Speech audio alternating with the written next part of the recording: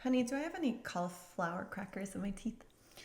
You don't, but even if you did, I wouldn't tell you. Why wouldn't you tell me? Because it'd be funny That is naughty. to look back for our first mega podcast and you have, what are they called? Cauliflower crackers. So really quick. These are so good. They have sea salt, but they're made of cauliflower. So they have 18 carbs, kind of high. Dietary fiber 2. So 16, but then it's cauliflower, and I heard if it's a vegetable, it's a better carb maybe. It's damn good though. Welcome to a nutrition podcast with nutrition experts. But yeah, no, we're very excited. We're here for our first mega podcast, Woo-hoo! which after the first time of calling it a mega podcast, it's just going to be the Freddie and Alyssa Show. But we know that on the journey of 151 episodes, this being 152, we're changing it up a little bit. And we're going to get into that today because we did make that new schedule video.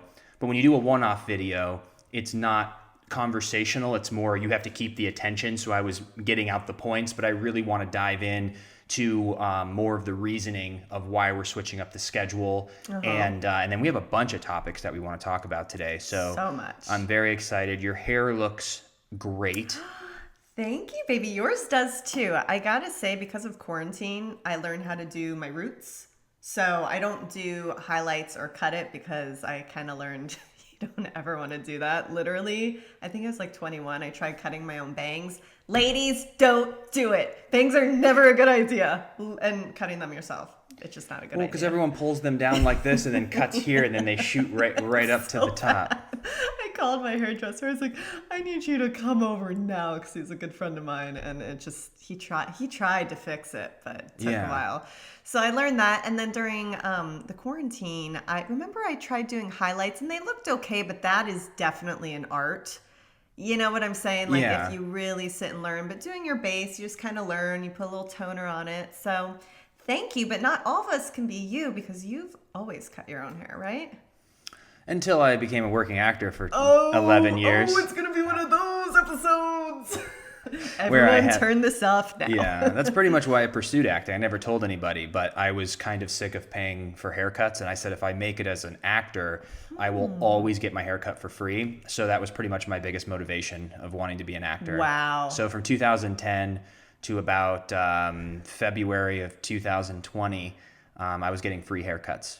The more you know. So now for the past 9 months, have been cutting my own hair, but I'm only doing it because we're on camera in a certain angle, or even, if I was gonna be on TV, I would need a professional because you're getting every angle. I don't know what the back looks like or the sides, but I know from this it's doable and cool. It looks great. Well, thank you. I love it. Do you think all those years of watching someone cut your hair, because how often would they cut it on set?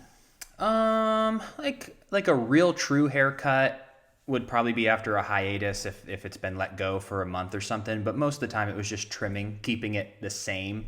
So do you think you learned watching them do that, or you didn't pay attention?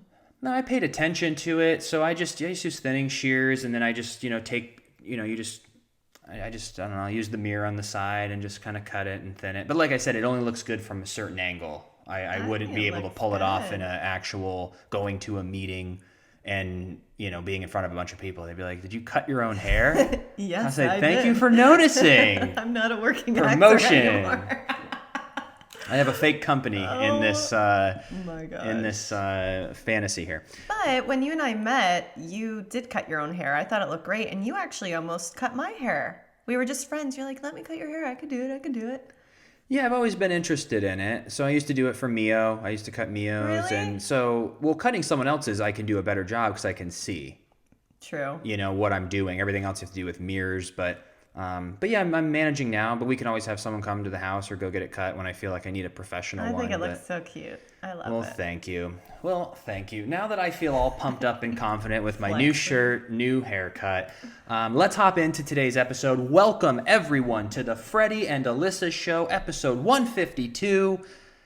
By putting in the episode number, I messed my flow up. I'm going to start over. Welcome, everyone, to the Freddie and Alyssa Show. If you're new to the channel, please subscribe, like, comment, all that fun YouTube stuff. If you're watching on Facebook, like and follow. If you're listening on a platform like iTunes and you think we deserve a 5-star review, give us a 5-star review. It would help out tremendously. We have been putting up content now for 3 years, having an absolute blast. And we want to thank all of you for coming on this journey with us. It's been an absolute blast. And we keep innovating. We keep creating.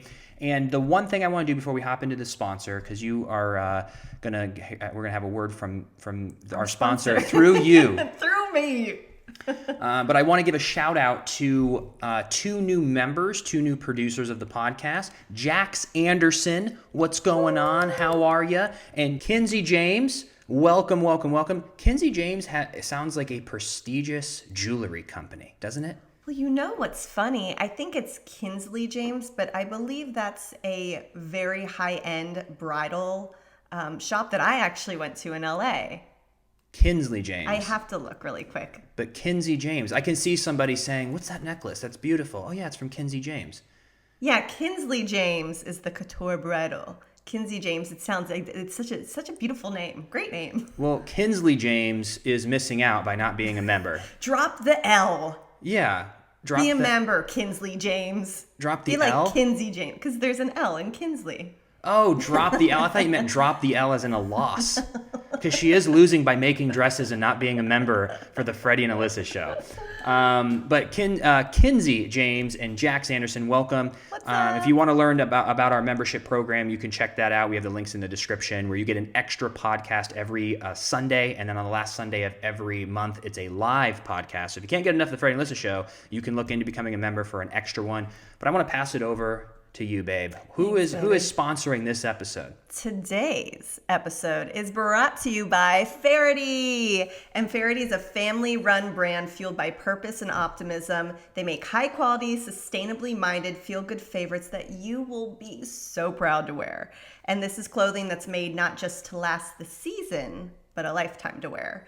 And I personally just love a company with a really deeper message, and I can totally feel the synergy of this company because it's a pair of brothers and sisters, and they just came together. Love them so much. If you guys can see here, I'm wearing the gold cuff, and they have everything. They have women's wear, men's wear, jewelry, even blankets and masks. And you can just really feel that laid back, happy, awesome vibe when you visit their website. And they have been so kind to give our listeners of the Freddie and Alyssa Show 25% off. So if you guys are looking to do a little holiday shopping early, check them out at Faraday Brand.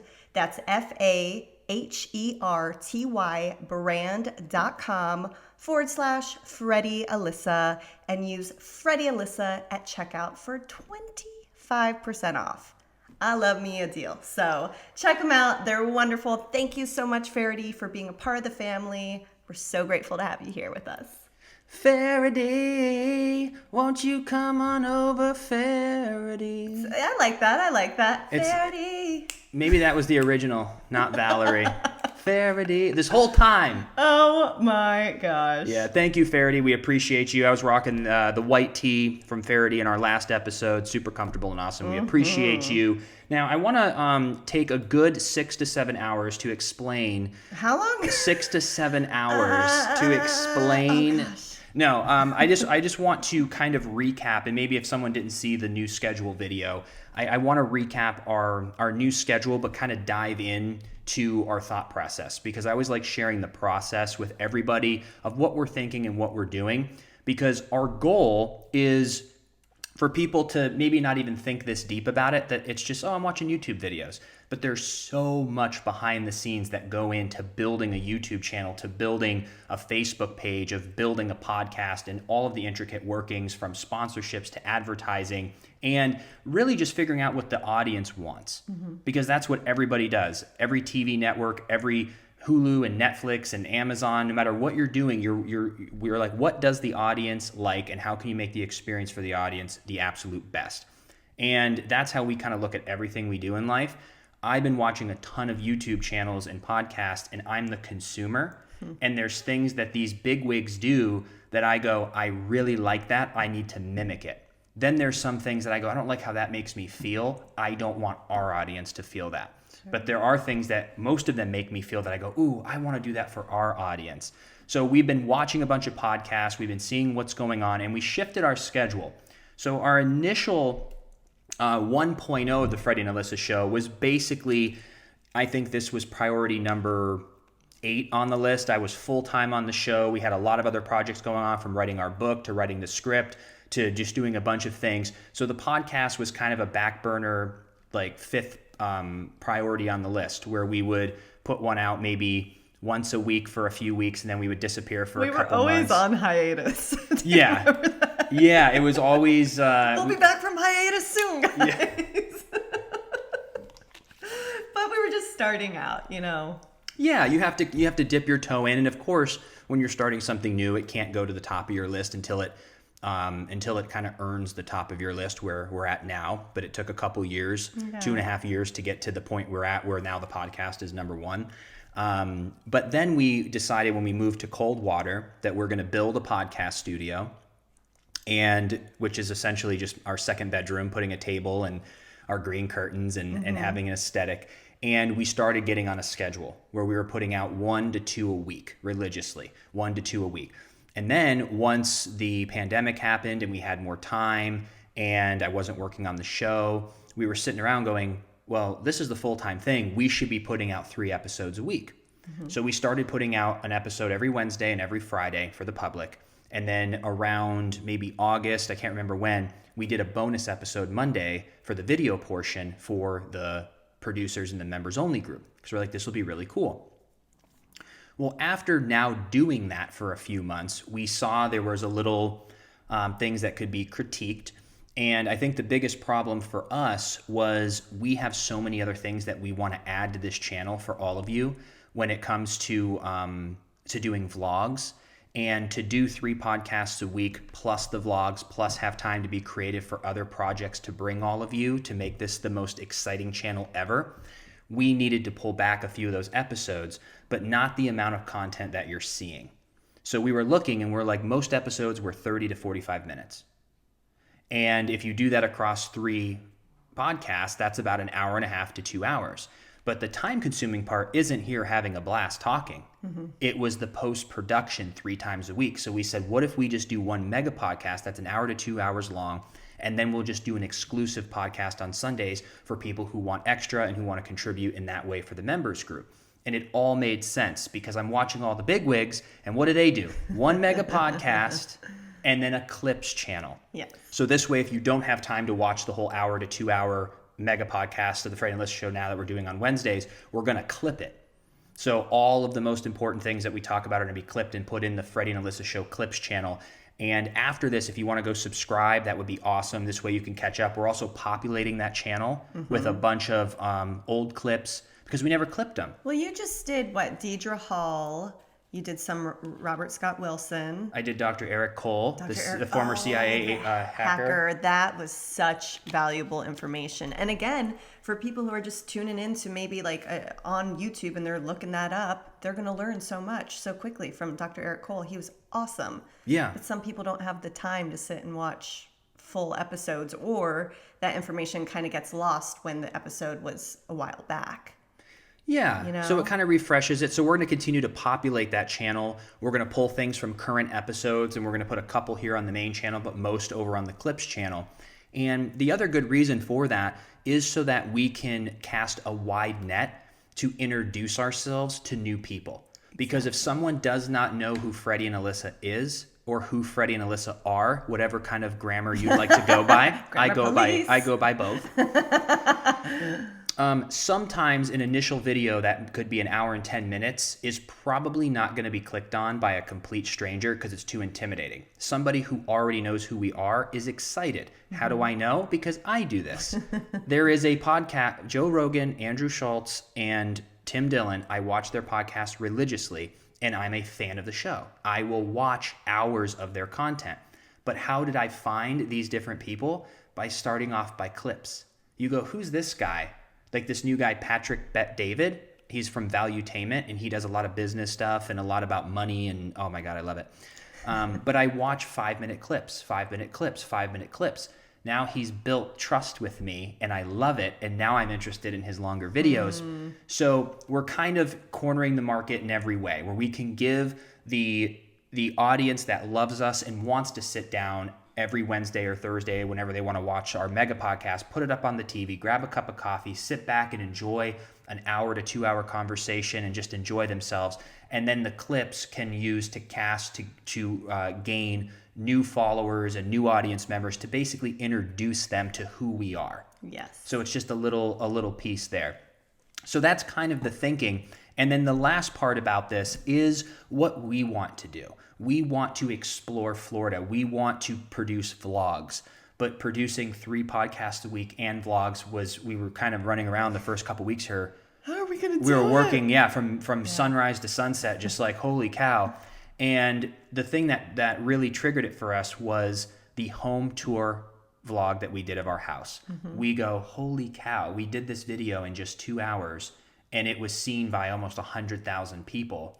And we were thinking, and it's because people want to see behind the scenes of our life. If we go to the Kennedy Space Center, that's going to be Still an waiting interesting for that.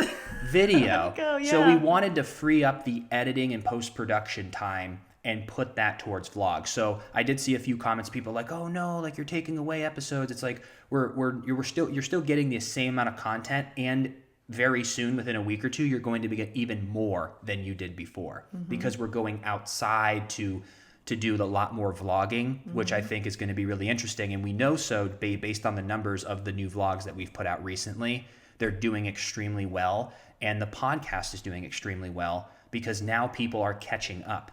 If you can't watch it Wednesday, Thursday, Friday, Saturday, but you can watch Freddie and Alyssa on Sunday, everyone's going to watch this episode, because there's not others straddling it that they have to pick and choose. So that's kind of the idea behind why we're doing this. And I think in the long run, it's going to be the blueprint that is going to take us next level. And it's all because of your comments and feedback. We listen, and we produce, and we all try and grow together. So we want to thank you. We love you guys. Seriously, every comment, we just love hearing what you think, because it really helps to build the community and just make a show that is interesting to everyone. Because I feel like from the time that we first started our show to now, not that it's crazy different, but we've had a lot of just different levels and growing and innovation and making it what it is today. I mean, who would have thought when we started this awkwardly? I was in the car, you were upstairs in our 1-bedroom in Studio City, and now here we are. We've gone through so much growth with it, and we're in Florida.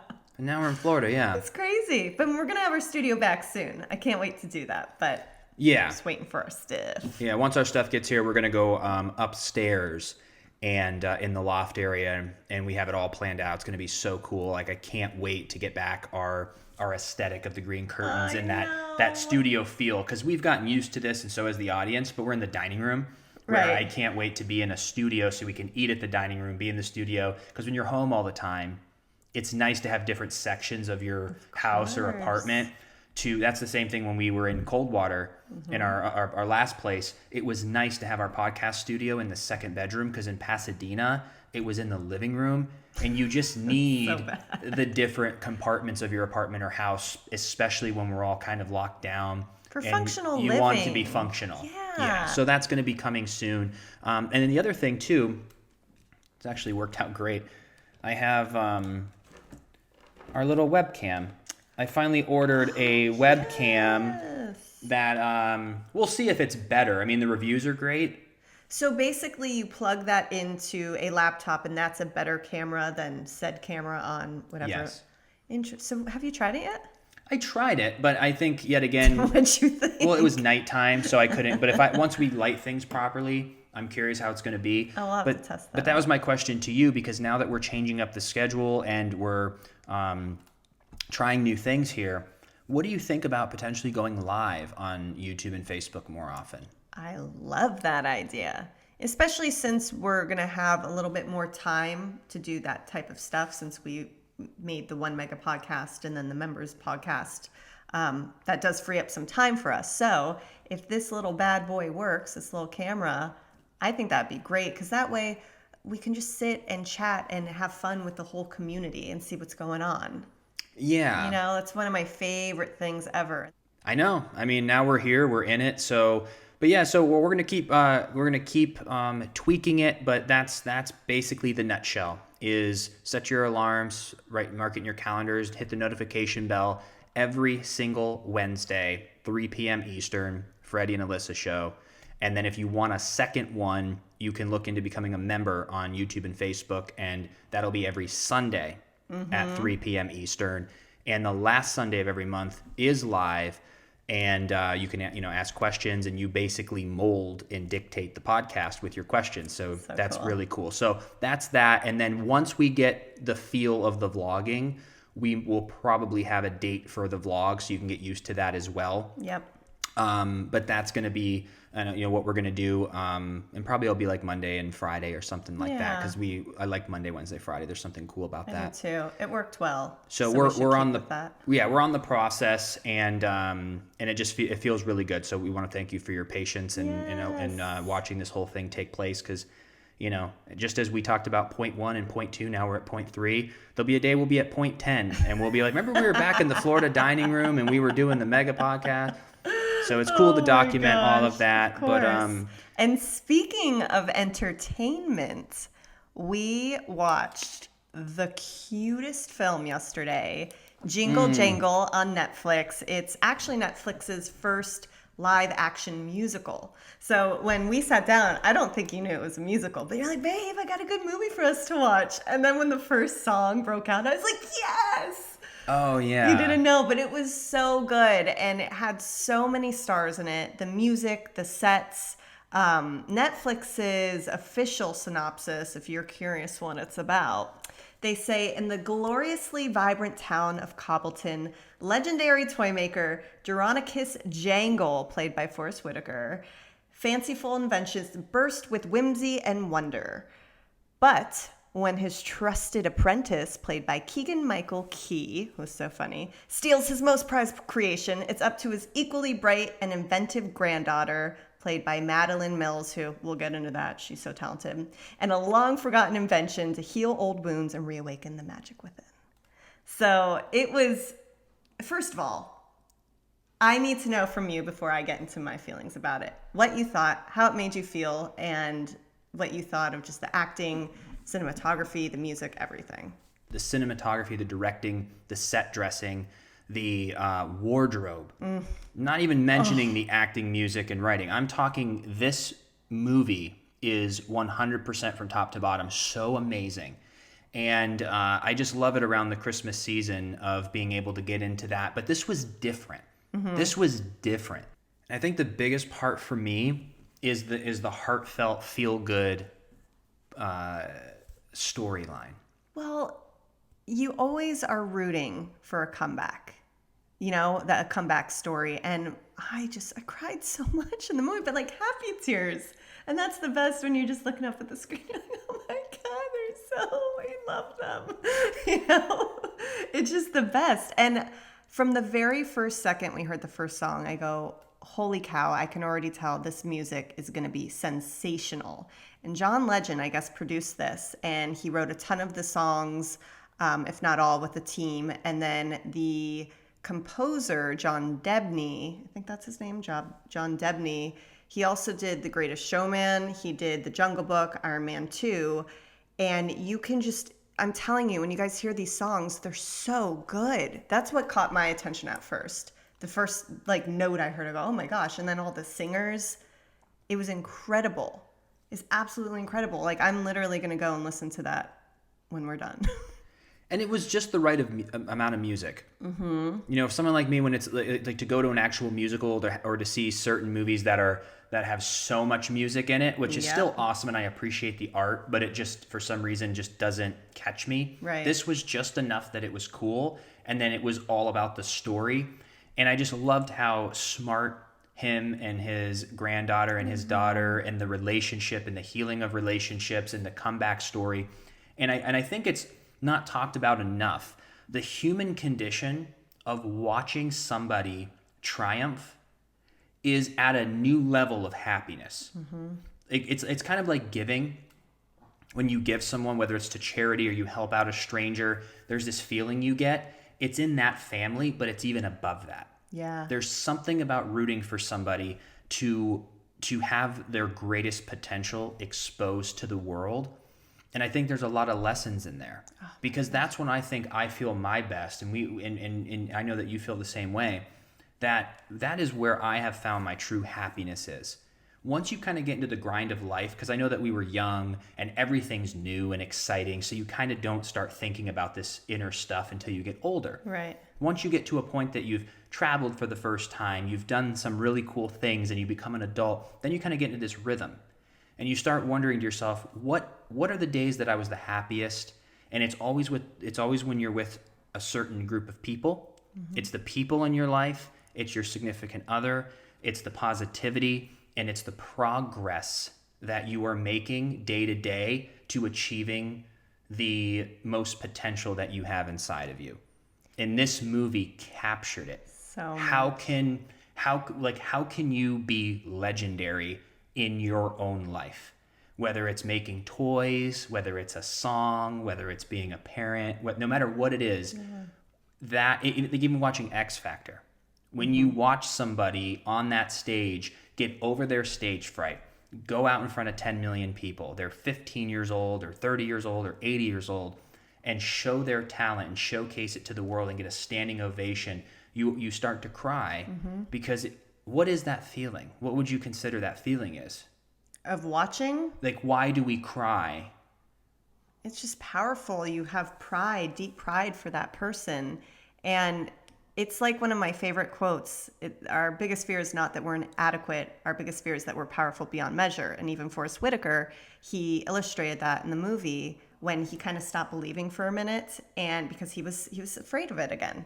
You know, to have great things and great success, you have to risk and take great risks, you know?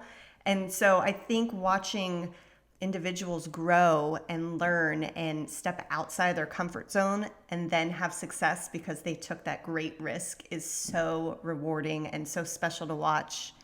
Like, I could cry thinking about it. I'm thinking about the end of the movie, and it's so special. You want the best for other people in this world. You truly, deeply do. And if you don't, you cry. But hopefully you do, you know? And then that's just what this movie captured, the magic of just the human spirit and humanity and coming together and family and just relationships. It just was really, really special. And it was such a treat. I mean, did it feel like 2 hours to you watching that? It didn't. It just flew by. And I think, too, even hearing what you were saying, so I'm trying to put this together because it's very rare that I'm touched in that way on film, and I try to capture that and really analyze that. And I also think it's following your passion. The fact that Forrest Whitaker's character is an inventor, and he's so passionate about inventing. He's in his element. There's something beautiful about somebody following their passion and working hard and overcoming adversity. It's almost like you want to bottle it up and you want to apply that to your life. It motivates you to go, you know what?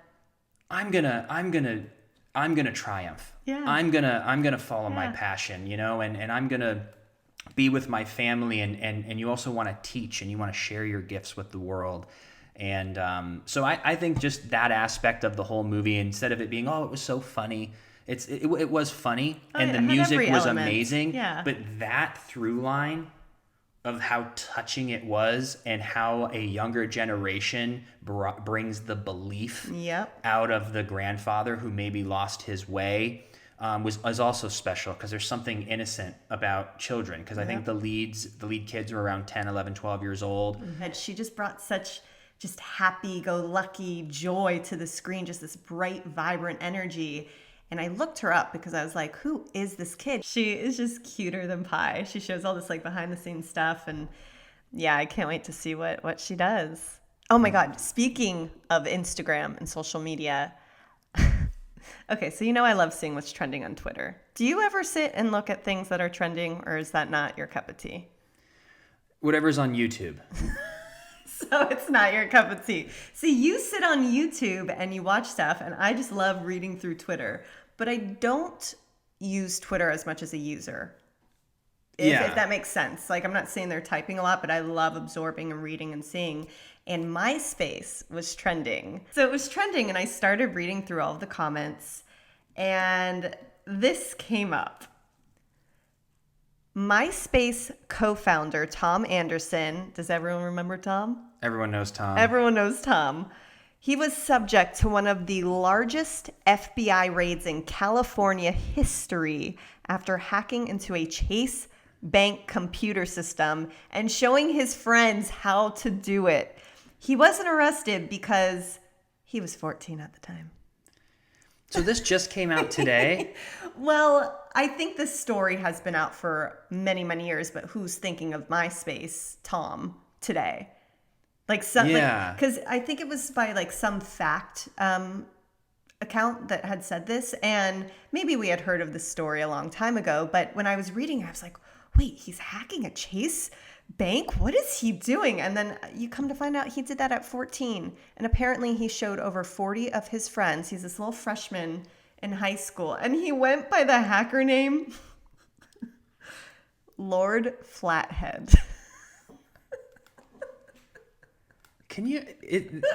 It's so interesting how being that smart, that young, is just got to be so trippy. To be able to have the wherewithal at 14 years old to hack in. But how old is Tom, though? He's probably... He was, I think, 33 when he founded it. So what is that now? When was it founded? Like 2003, maybe? So he's probably almost 50. Wow. So back then, that was like the ages before computers were probably even... Oh, yeah. Yeah. That was probably back in like the 80s he did that. Early 90s, probably.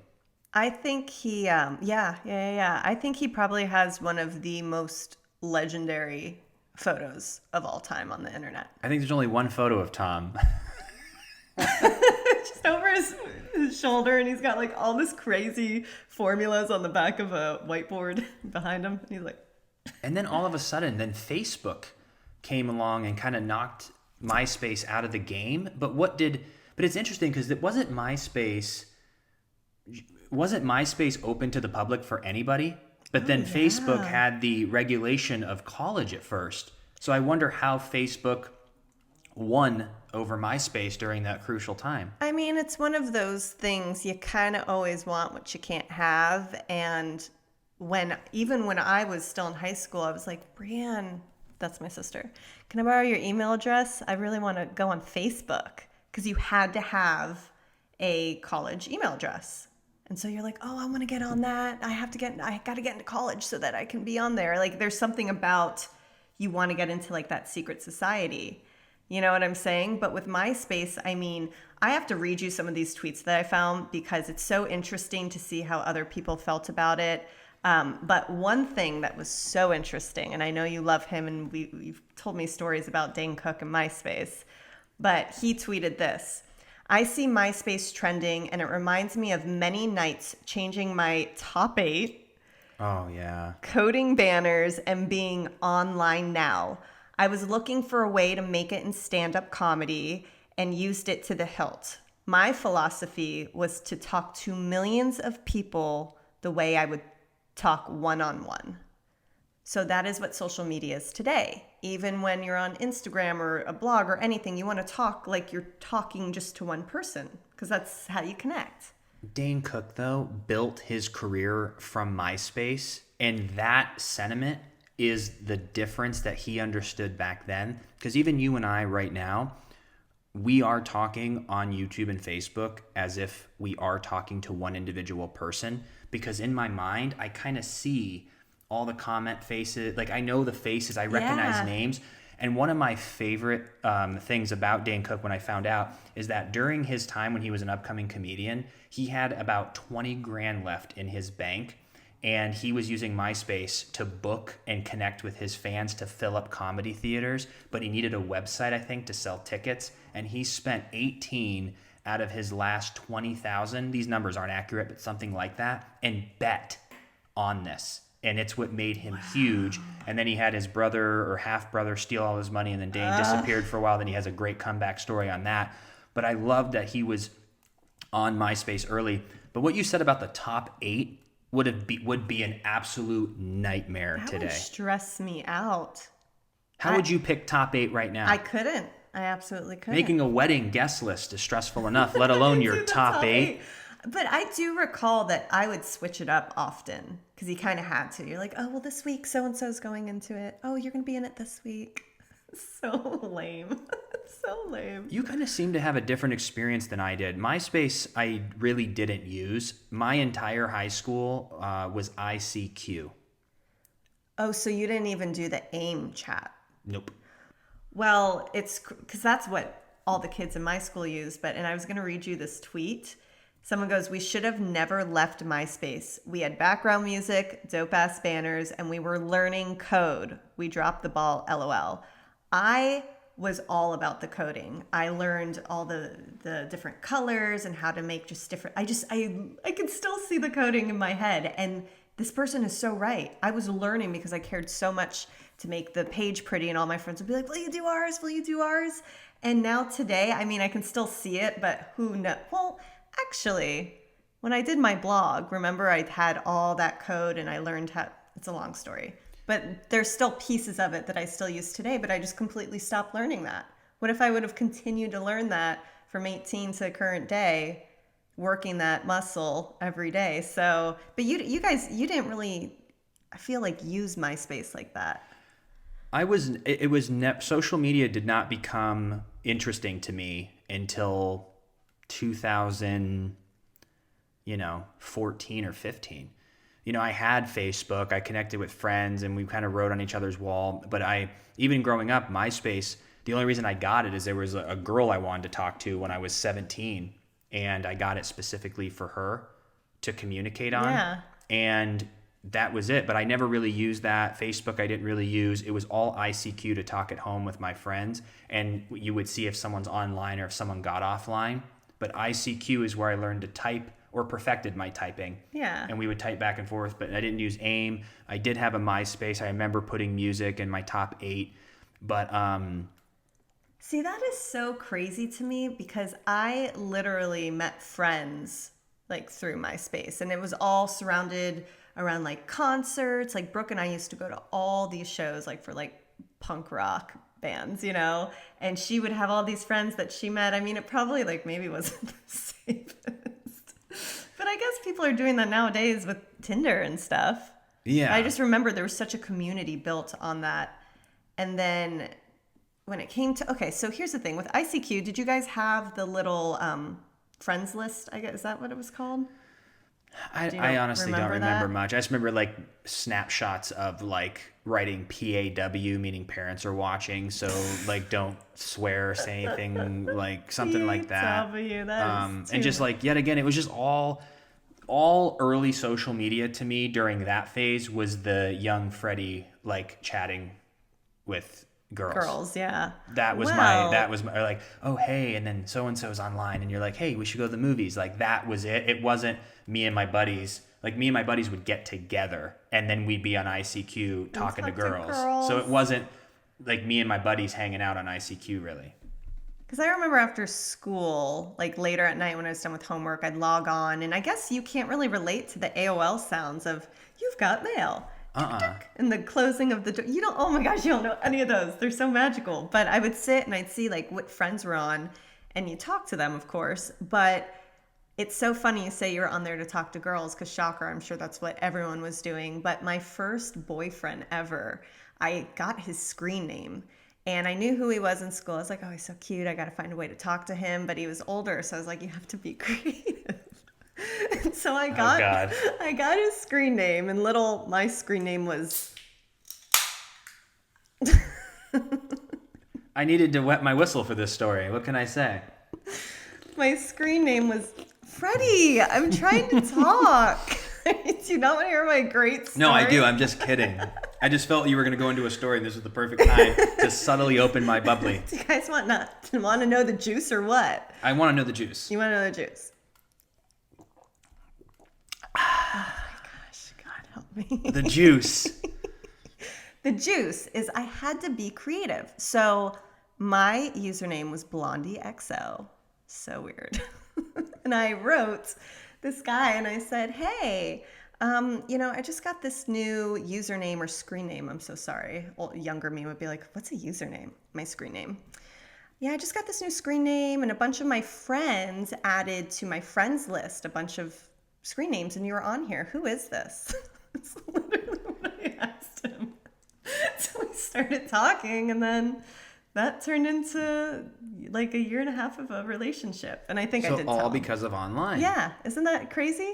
So it was interesting that it didn't have the stigma of online dating of the early 2000s because you were connecting with people that you knew. Because he went to my school. But the actual online dating had a stigma. Now online dating is mainstream, especially now during lockdown. I'm sure that's all you do. You can't go to the bars, you can't go out anywhere unless you meet like someone at work or something. But it's just so crazy back then. I mean, I went on one online date. You were actually there, funny enough. In 2010, remember that? That was it was through, I think, like Plenty of Fish. Yeah. And you're like, well, I'm going to go there. There's a handful of us that went and sat at the booth to make sure he wasn't a crazy person. He actually, I think, ended up turning out being crazy, but whatever.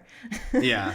But that was the one time that I went on one. And back then, I mean, it was kind of like, had a little stigma around it. Now it's just so normal.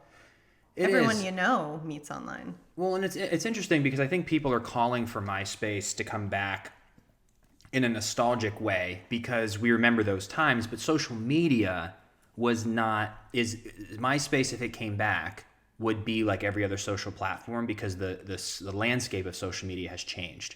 But I want the old MySpace. I want it to look exactly how it was. I want there to be coding. I want there to be music. And I just want that early 2000s MySpace back. And I want $1 million. Are we making wishes today? You can't say your wishes out loud. Have you learned nothing? Well, that wasn't my true wish. My true wish is for 8% body fat for life. For life. You've always said that. Because it's the one thing you can't work and ever get finished. Isn't that crazy, though? For the rest of our lives, we have to continue to work out. Continue to make sacrifices every day of not overeating. Yeah, that's the one thing because you can make enough income and you can invest properly and you can actually have 8% body fat of riches, right? And opportunity and freedom and all of that. But with your body and your health, it's the one thing that needs to be continued. So those would be my wishes. But anyway. Well, speaking of 8% body fat, there's a holiday called Thanksgiving coming up. I'm curious, should we cook? Should we order in? What do you think?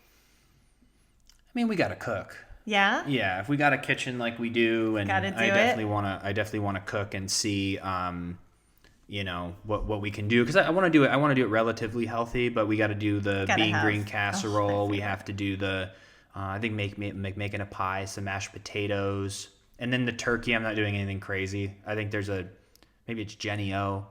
Remember, there's a turkey that the little baby one, for 3 hours you put it in the oven and it's done. Yeah, like no big deal. So we can do that. And for us, we're kind of alone up here. All your friends and family live 3 hours south, and then our parents aren't coming, right? Because everything is so crazy spiking right now. Yeah. Let's call it C-19. So we're going to be alone, but it's really interesting to see what the rest of the world's going to do because, a lot of people have to cancel Thanksgiving and you can't really have it outside in a lot of different climates. Oh, because some people are going to do it, which I think I think people know. I think it's hard to have just a solid mandate saying, hey, no Thanksgiving. It's like if you let everyone be responsible for it, and people are going to do what they're going to do. They're not going to enforce that. So I think it's just everyone being careful. Yeah. But yeah, I don't think my parents aren't going anywhere. No. But then there's some friends who are having big gatherings and some aren't. So it's just whatever people are going to do. But you got to leave it up to the individual at this point.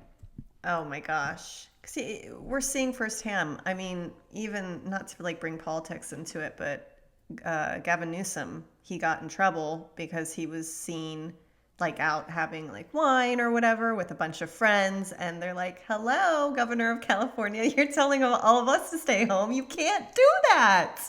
You can't. What is that? You can't That do right that." there is the curtain lifted. Yes. With most politicians and most media. I know. It is the curtain lifted. I know. For him to sit around and have the strictest regulations that is literally crushing the state of California. He is the head of a lot of the problems that are happening in that country, or that state. It's like a country. And it's so damn big. But then he's out, and then his apology was ridiculous. He goes, "Yeah, we all make mistakes."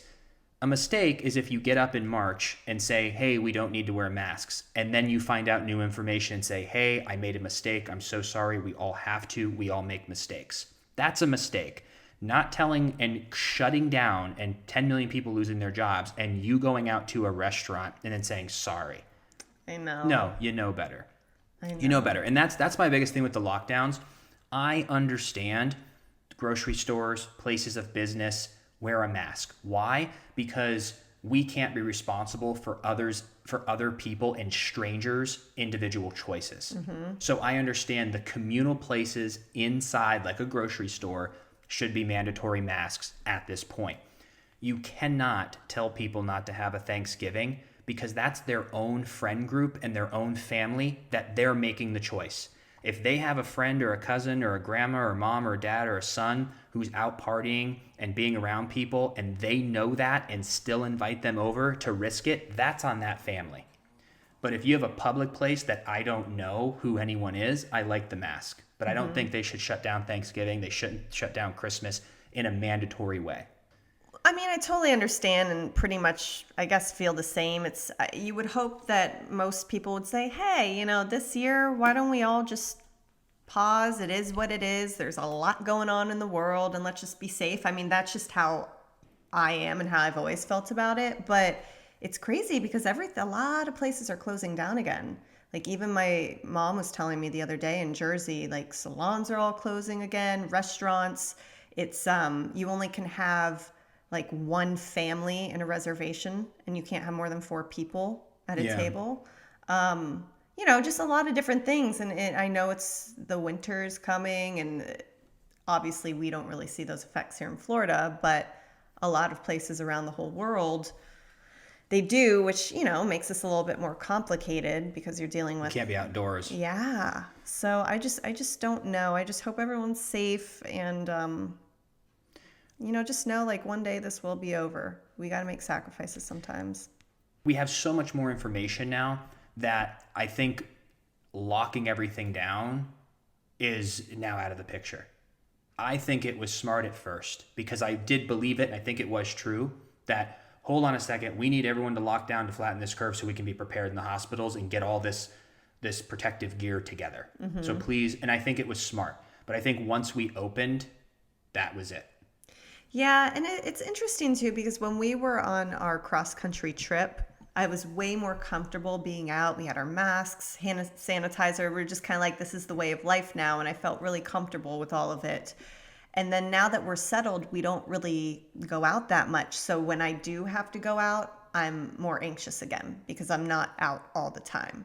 So I kind of go through waves with all of this, which I'm sure everyone does and everyone listening probably does. But then, you look at someone like my dad and nothing's changed for him because he's been working throughout all this. Of course, they follow strict safety precautions, but, nothing's really changed. For people, I think, like us who have really just stayed home and done that, it's a little more like anxiety ridden sometimes when you're out, Yeah, you can definitely feel the difference. Just that extra responsibility of making sure that you're staying clean, making sure. But yeah, I love just putting on I have no problem with the mask thing. I'm just saying when it comes to the shutdown, and if there is a hot spot, I understand it. But the shutting it down, not shutting it down, doing all this, it's just crazy. It is. But we're not the ones that have to make the decision. But we're doing our part. So I feel like regardless of how we feel about it, that I'm respecting the people. Even when we go out here in Florida, people are more lax of not having masks on and whatever, but I just like putting it on in public. But if we were going to have friends over, which we wouldn't, because I don't want to risk it at this moment. Yeah. But if we were, I think we should be able to, especially if you're going to have a handful of people and how they're going to do it. And I think it was New York Times I think it was New York Times did an article that Moderna, is that the other company with Pfizer, is the second one to come out with the vaccine. Mm-hmm. And this one even has a higher range of effectiveness. Yes. 94.5%. And this article cleared up my couple podcasts ago when I didn't understand the study. So, because I remember hearing the first study about Pfizer, and they had 30,000 people where they gave some people the placebo and some people the real vaccine, but then 90 people contracted C-19, and I was like, well, wait a minute. So what happened to the other? So wait, how does that prove anything? But now that I read it in the New York Times, this makes sense. They gave it to 30,000, I think was the same thing, 30,000. 95 contracted it.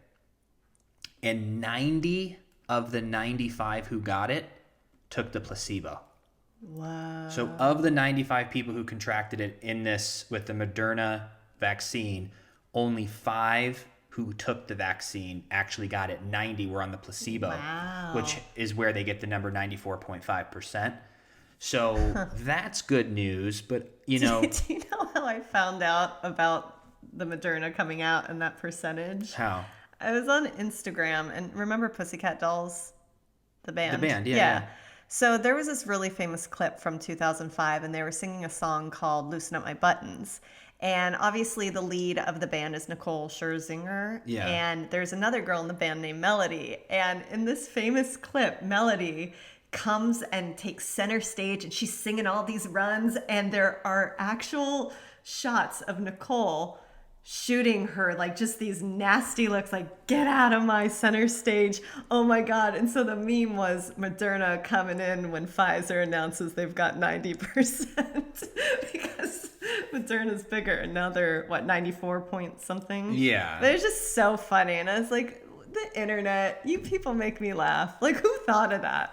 It's just so funny. The world's a very funny place, isn't it? People are hysterical, and hysterical people get rewarded on social, because if you're funny, people like, and it upticks your comments. And you just realize, and some people are mean. It's like mean funny, where you laugh and you go, this is kind of mean, I don't know why I'm laughing, but it's funny. Yeah. But most people are just clever. But yeah, it goes to the top. But yeah, it's going to be super interesting of what people are going to do about it, because I'm still skeptical about if I would just volunteer to take a vaccine. I mean, I'd let some other people test it out first, right? We don't leave our house, so there'll be enough studies by the time we ever get it. But but there's already people doing it, so it's got to be safe. Like, it might make people so. I don't think it's gonna like. But here's my next question, and I've always thought about this with vaccines. Are specific places going to say, if you want to come in, you have to have the vaccine? Like, if Broadway opened back up and they're like, if you want entry into the theater, you have to have proof of the vaccine. And I know that's a loaded question, but that's going to be a political debate, because can you force people to have a vaccine, and then can you not, and then what's going to be the marketing and story points on each side of why that's against your rights and why that's for the safety of the public. So that's going to go back and forth. And then the same thing of contact tracing has been kind of floating around for 9 months, and you haven't heard much, really. It kind of is out there maybe, but it's not full scale where we would be aware, and we're in the know of news and everything. And I haven't heard some big company that has came out with a contract, where you need to scan a barcode that you're safe. And I think the bigger question of all of this is what does the world look like in 10 years is what I'm fascinated. What is 2030 going to be for us? Because vaccine, no vaccine, C-19's here to stay or goes. What's going to stop something else from coming? Are all of these protocols that are put in place? Because even if you do end up doing some sort of mandate with vaccines or contact tracing, where is it going to stop? Yeah. It seems like these movies that were made about the future looks like it's where it's going. Sure. So we're all going to just fight each other, and it's still all going to go in a direction of giving up a little bit of your privacy, giving up a little bit of your freedom for that security and safety. And that's kind of what we've been doing, because you can't go anywhere these days. But it's helped with crimes. How bizarre is it that when you watch these documentaries from, I think, the 70s and 80s, can you look that up real quick? When did DNA start arriving in court or helping court cases? But just think 50 years ago when our parents were in their 20s. 1986. So everything up until 34 years ago, there was, if you were to be involved in a violent crime, there was no way to check the Remember the DNA. Ted Bundy stuff? They couldn't do it. Oh yeah, he was committing crimes in Colorado, catches a bus to Florida, and he's partying and no one knows. Unreal. So in that regard, I love that the technology and medicine and science and even surveillance, if you will, is helping real, criminals get brought to justice. But for the average everyday person, how do you feel thinking about in 1920 you could hop in a car and drive somewhere and start a new life and no one knows anything about you? That's gone, especially for our youth. Everything is on social media forever. You and I, if the entire world, if every human disappeared and all that was left was this new species with all this video, we did not exist before 2006. But here's the question too. What if that happens and a new species comes, but everything's gone? There is no video anymore. So everything we did and created is gone and they have to start over again. Well, yes, but my point of that was that you and I, in this new world of being everything's documented from we 06. We were born in 2003 with MySpace. Yeah. The children today, all of our friends, are posting videos and pictures of their babies, which we will too.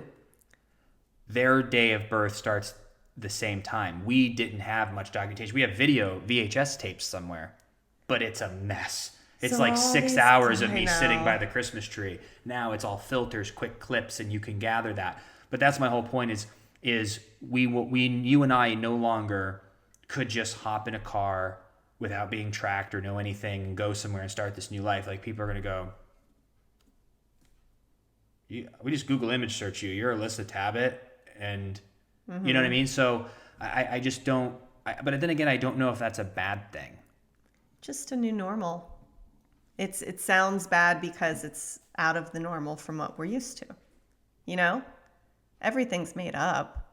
The reason we feel that that's normal without technology is that's how we were born.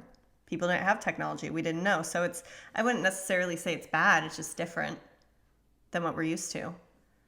But all these kids right now, we have so many friends who have babies, but who knows? Maybe when they're older, it's going to be really cool and they're going to be able to they'll have their contacts on and be able to do it all here and be like, oh, this is me when I was a baby, and I'll pull everything up. Oh, come here, friend, let me show you. This is me when I was 4 and I sang. Oh, Alyssa, that's so funny. It's when I learned I had a great singing voice. Yeah. You might be able to share moments that were so special to forming you as a person. Oh, this is my first heartbreak. Ooh, look at this. Who knows what it's going to be? Well, it could be another way to bring people together in a new evolving technological age. I don't know. It'll be here in 10 years. It's going to be here in 10 years. 2030. We're going to be we're going to be moving in online.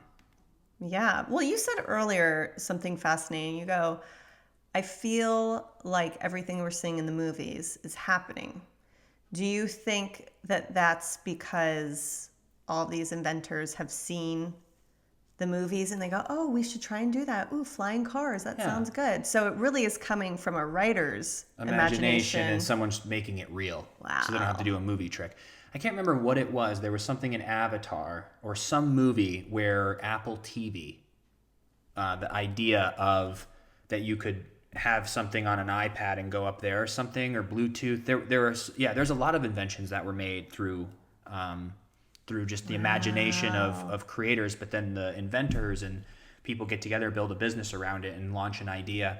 And it's all fascinates me. So I don't know, and that's why, you know, anytime we share about it, I don't really have I have opinions at the moment, but I'm never like in my opinion, and I'm never changing it. No. Like, I might be against needing a vaccine to go to the grocery store, but then it might change in 6 months or a year, and I go, oh yeah, I'm for this now. We're very open people. We're very open to new information. Mm-hmm. I don't get set in my ways. I'm just learning with what I have right now, and I'm thinking, well, how would I feel, but when the time comes? Because what if they did eradicate all? What if it didn't go in the dystopian way and it went in the great way of, what if they do eradicate the C-19 and everything else? What if people didn't have to get sick? What if we figure out ways through all this innovation of the way that we are getting together and all of this to help stop the spread of other viruses? Yeah. Imagine if we could just eradicate all this where people don't get sick. That'd be cool. Never getting sick amazing. ever. I had a girlfriend who told me she went and got her nails done for the first time since everything happened. And she goes, I only felt comfortable because A, there's a plexiglass right between them. B, you couldn't have your phone out. You had to wash your hands right when you walked in.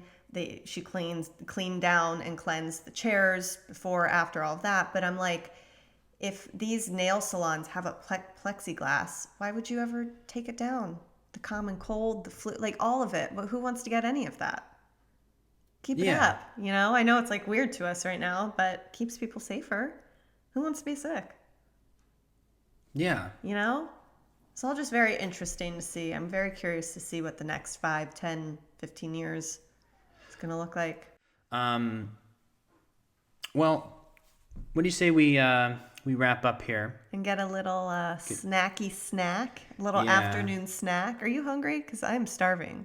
Those cauliflower crackers to bring it full circle. Yeah, they're good. I'm gonna make us some chicken. We got to put down the screens. That was really cool that the landlords brought by there's this little remote control that you press, and the screens come down, blocking off half of the outdoor patio, so that if you do it around this time, there's no mosquitoes and bugs, so we can actually cook and grill, because now it gets dark at 5:30, which we won't cook dinner till like 7, but I was getting bitten up. I had to put sweatpants on and long sleeve and then run inside because there's so many bugs. But now with the screens, I'm like, this is beautiful. We put on the lights and the fan out there, and you just hang out. Little candles you got. Yeah, a little mosquito repellent just in case. Just in case.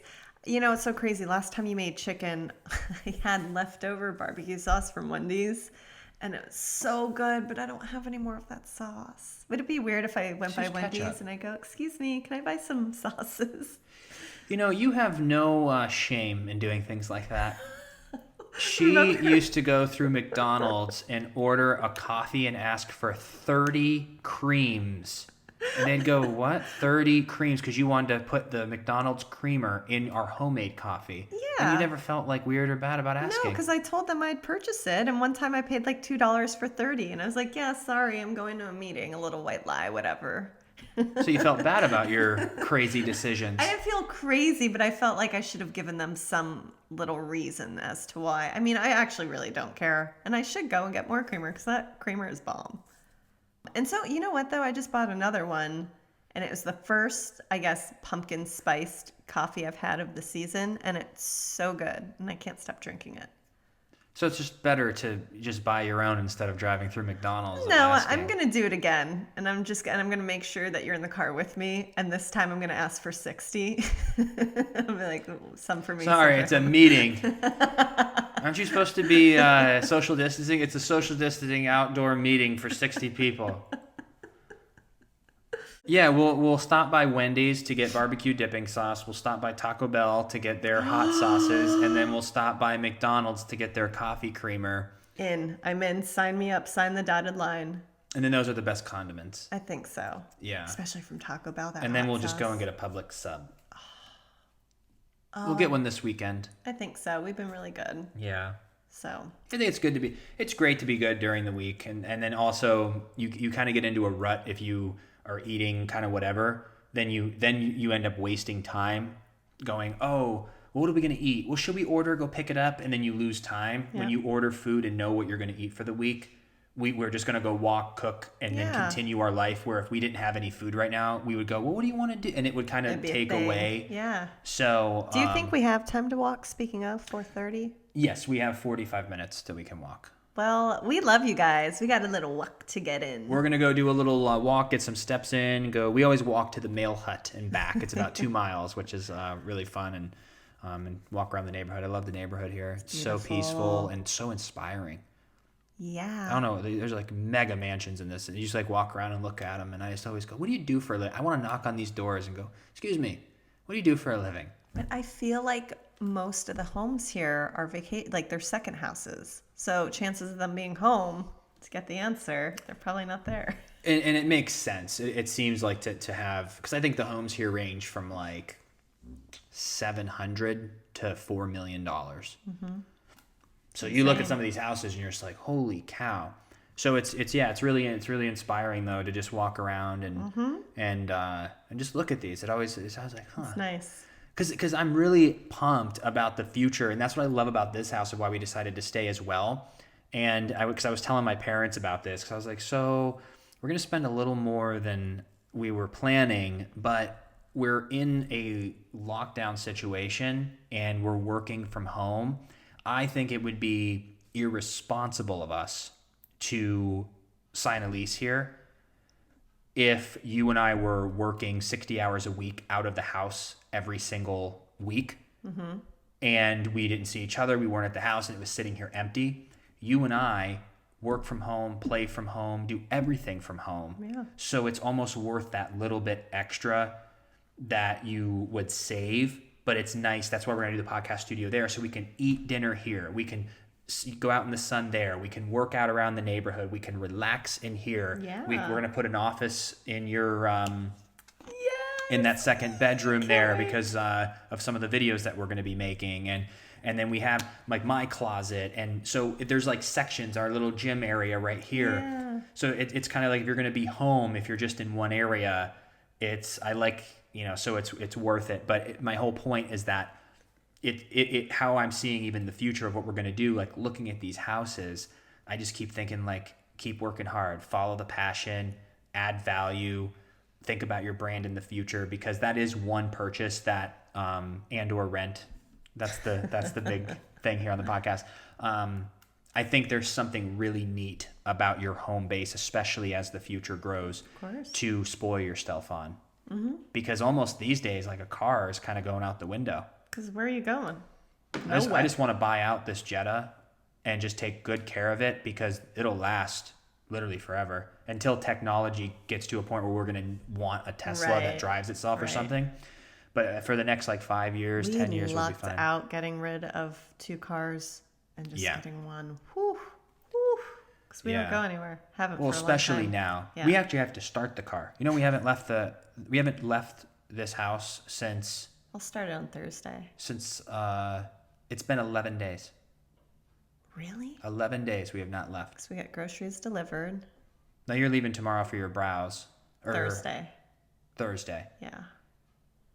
But that's it. Yep. I have nowhere to be. I haven't had my eyebrows done in 3 months. You can't tell. 3 months. You can't tell. I'll do them in your sleep. No, you will not, sir. Just pencil them in.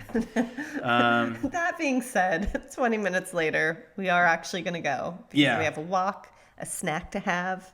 On the way. We'll grab something. But we love you guys. Thanks for listening. Yeah, and we'll be back on next Wednesday, and we're going to work on getting a vlog out in between that, because we can't go a week. Yes. That's too long, just once a week. We definitely want to do a vlog and some one-offs, and so look out for those. And then if you want to hop on for a second podcast, go check out the members group. Yeah. And I think you'll have a lot of fun there and meet a lot of great people as well. So it'll be great. So thank you all for stopping by. We appreciate you, and we'll see you next time.